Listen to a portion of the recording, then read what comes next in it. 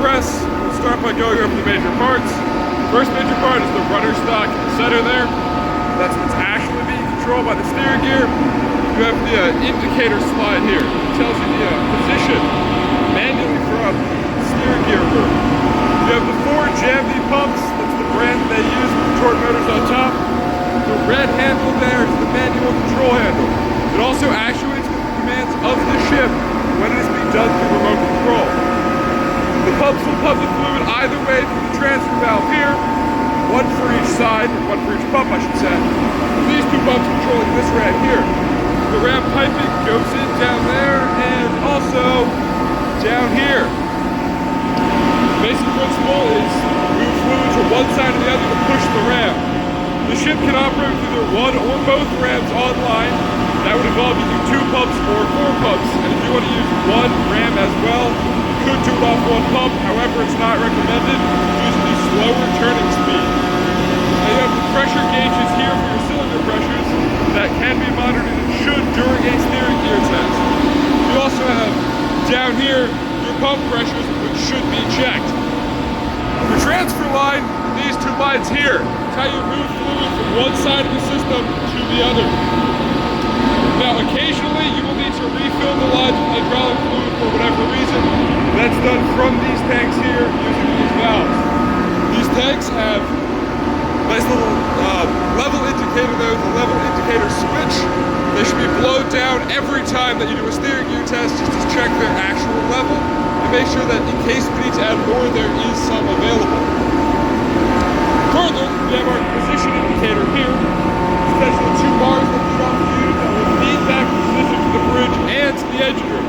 As well, that center line here is yet another position indicator as backup. Further, we have our spare oil tank over here. Operates your hand pump. That's how we fill up our 2 reservoirs. Other side of the system, similar setup. You have transfer valve in the middle, 2 pressure gauges, 2 pumps. Pretty simple system. Now, for the steering gear check, which I have a video of one that I'll attach later, it starts at that foam box there. Well, it starts the ECR. First, it starts the ECR button with the bridge. Then we'll come down here and we'll first call them on the electronic phone. Tell them, hey, let's start the test. Once we start the test, what they're going to do, they're going to switch between pumps over here, switch between pumps, which ones control the steering gear, and test all of them. As the engineers, we need to watch to see if the red handles are moving, make sure they're getting the full actuation on the slide. If we're in port, if we're not in port, it will not be full actuation. We do not want to turn the ship that far. We also need to walk around and do a visual inspection of it, make sure nothing's leaking, nothing's out of order. Also be listening, make sure there's no abnormal sounds from this normal noise we're hearing here. This is to address 33 CFR 164.25. which states that the steering gear must be inspected prior to arriving in U.S. waters. We just walk around, as I'm doing now, checking everything. Now, the test also requires the use of this pump here, emergency pump, also pump number 1, which is connected to the emergency bus. During the test, they will drop down to only using the emergency pump to ensure it is fully operational. I apologize for the cutout, I'm distracted there. So, during the test, we'll also check this power indicator over here, the power repeater, make sure it's constant. The first engineer told me we want to see it between 260 and 270. That will be considered normal. During the test, the repeater alarms will also be tested on bridge, just to make sure that everything's in order and the system's operational.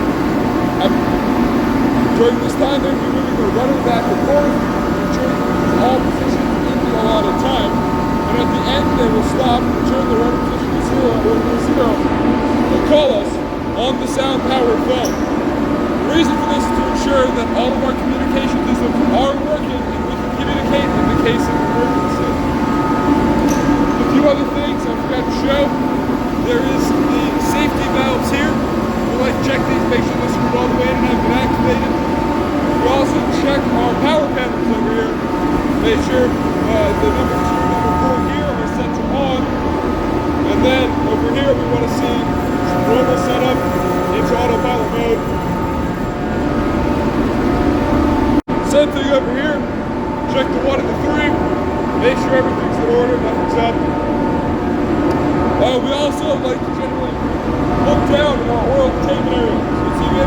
fine layer of hydraulic oil right there.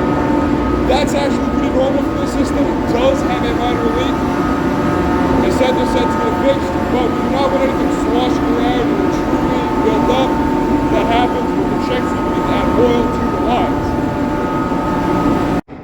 We're ready for a steering gear test. How about that? Alright, fuck yeah. Alright, you call me back on the regular phone after? Sounds good.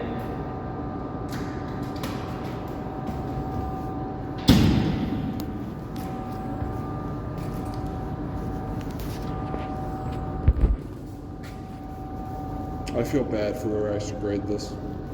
Huh? I feel bad for whoever has to grade this. Yeah. It's going to take like 8 years. Because I have to come back down here and explain it later too. Point out all the points of interest. Okay. Somebody has to watch like 30 of these in one day. Probably just wants to die. I just fucking, yeah.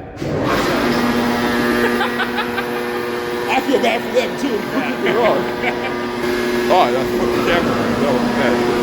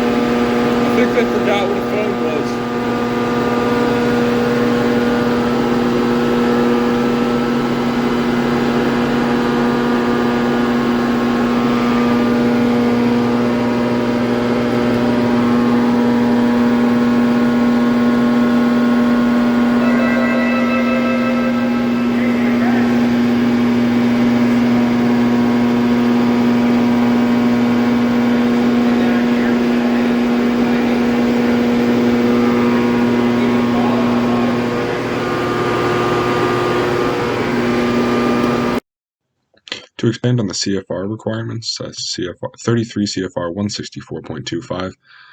Part 1, it states that you have to do a full visual inspection of the steering gear, the connecting linkage, and then the operation to include the remote steering control system. That's with the actuation. And that's each steering position located on the bridge. That's part of the series of checks. From the main, or from the alternate power supply, that's the test of the emergency pump. It doesn't come off the emergency bus, so to speak. We're not going into emergency power mode, but using that pump just tells us that the emergency power supply will work. It says each rudder angle indicator in relation to the actual position of the rudder. If we just see anything abnormal during the slide movement and the bridge calls down and talks about anything abnormal. And then each remote steering gear power unit failure alarm. The bridge handles that. We don't hear it down there. And then the full movement of the rudder to the required capabilities of the steering gear. That's once again just the slide actuation.